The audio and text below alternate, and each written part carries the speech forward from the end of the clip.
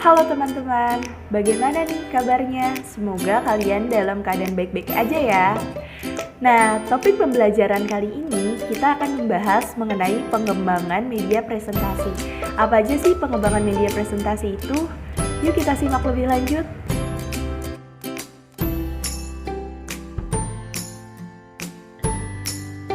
Pengertian media. Menurut Bob 1997, media adalah sebuah alat yang mempunyai fungsi untuk menyampaikan pesan.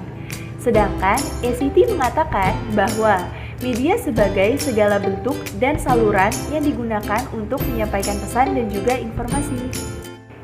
Selanjutnya kita akan membahas mengenai pengertian presentasi. Presentasi adalah suatu kegiatan berbicara di hadapan banyak hadirin atau salah satu bentuk komunikasi. Presentasi merupakan kegiatan pengajuan suatu topik, pendapat, atau informasi kepada orang lain. Jadi, dapat kita simpulkan bahwa media presentasi adalah pesan atau materi yang akan disampaikan lalu dikemas dalam sebuah program komputer dan disajikan melalui perangkat alat saji seperti proyektor. Nah, biasanya materi yang disajikan berupa teks, gambar, animasi, dan juga video yang digabungkan dalam kesatuan yang utuh. Berkat keefektifannya dalam penyajian pesan, maka saat ini media presentasi banyak sekali diaplikasikan untuk keperluan pendidikan dan juga pembelajaran. Presentasi juga memiliki beberapa tujuan nih teman-teman. Di antaranya yang pertama, menyampaikan informasi yang biasa, penting, dan juga rahasia. Yang kedua, mempengaruhi audiens atau pendengar dengan suatu gagasan audiovisual. Yang ketiga, memiliki tujuan membuat audiens atau pendengar bisa mencetuskan ide atau gagasan baru sesuai keinginan yang melakukan presentasi. Selanjutnya, yang keempat, mengenalkan suatu, entah itu diri, organisasi, perusahaan, dan lain sebagainya. Yang kelima, promosi suatu produk agar memikat bagi audiens. Dan yang terakhir, memberikan materi pembelajaran agar mudah dipahami pendengar atau audiens. Jenis-jenis media presentasi.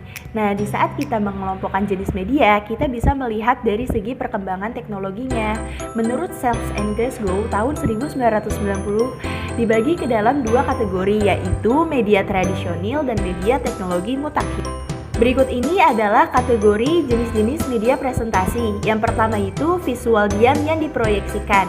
Contohnya itu ada proyektor, slides, dan juga film strips.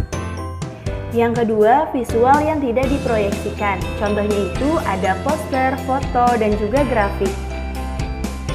Selanjutnya yang ketiga itu ada visual dinamis yang diproyeksikan. Contohnya itu ada film, televisi, dan juga video. Yang keempat itu ada media cetak. Nah, contoh dari media cetak ada buku, workbook, dan juga majalah. Dan yang terakhir ada kategori media realita. Contoh dari media realita yaitu ada model, spesimen, atau bisa juga disebut dengan contoh dan juga manipulatif.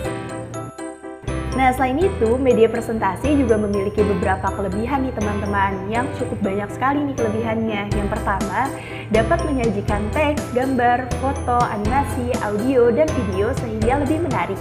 Yang kedua, dapat menjangkau kelompok banyak. Yang ketiga, tempo dan cara penyajian bisa disesuaikan. Yang keempat, penyajian masih bisa bertatap muka. Yang kelima, dapat digunakan secara berulang. Dan yang terakhir, bahan materinya mudah didapat dan pembuatannya tidak terlalu rumit sehingga tidak terlalu mengeluarkan biaya yang banyak. Tetapi media presentasi juga memiliki beberapa kekurangan nih teman-teman. Yang pertama itu adanya ketergantungan arus listrik yang sangat tinggi. Yang kedua, media pendukungnya seperti komputer dan LCD cukup mahal. Nah, yang ketiga, penggunaan media ini sangat tergantung pada penyaji materi. Jadi, penyaji harus menguasai betul materinya. Dan yang terakhir, disajikannya hanya dalam bentuk teks, kebanyakan hanya berbentuk animasi atau gambar saja. Sekian dulu pembahasan pengembangan media presentasi kali ini. Mohon maaf apabila ada salah kata. Sampai jumpa di pembahasan berikutnya. Bye-bye.